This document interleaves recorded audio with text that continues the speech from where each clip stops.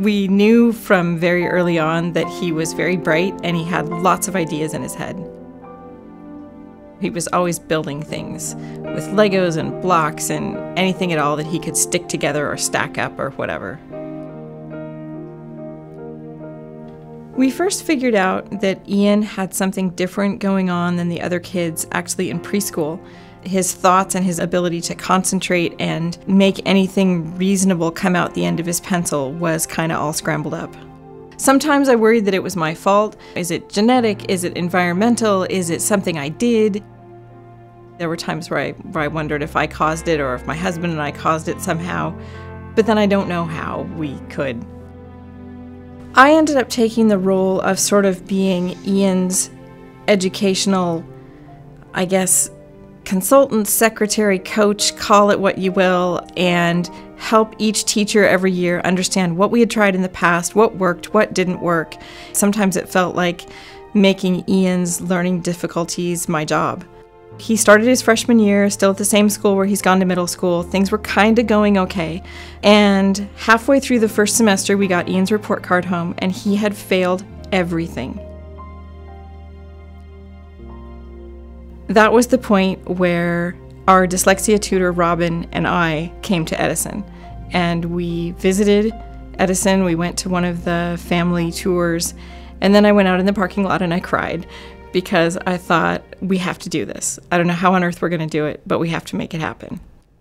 Oh yeah, we have North Carolina, and which one goes with that? Edison meets students where they are by trying to discover what their story is, where they have found successes, where they are creative, and we really build on incremental, small successes to create a different story, to create a different narrative of these students as successful, bright, interesting, engaged learners. Their IQs are normal, all the way to superior. Their parents have been telling them how smart they are, teachers have been telling them how capable, how much potential, but it's not been working in school. They might have failing grades, they might have failing social situations. Going to Edison for the first day, it was a little bit almost like a social culture shock.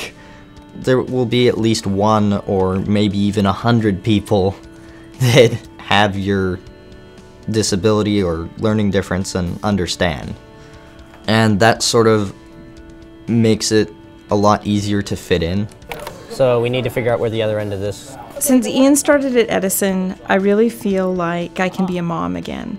Instead of running around and finding missing assignments and bugging people and getting mad at Ian and telling him that he screwed up or telling him that something's in a mess again, Ian can actually do that for himself now.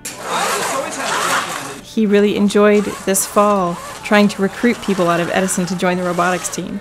And so that tells me that he's not only found a place for himself, but he wants other people to come and join him. When I graduate, I want to go to Oregon State and get a mechanical engineering degree. And then from there, maybe something with cars or something with robotics. The need is great for a place like Edison. I would love every kid to have their own Edison. To have a really safe, supportive, kind place where you can take some chances during your teenage years when it's not always easy to be brave and courageous, and know that given the right amount of opportunity and the right amount of support that these kids can succeed.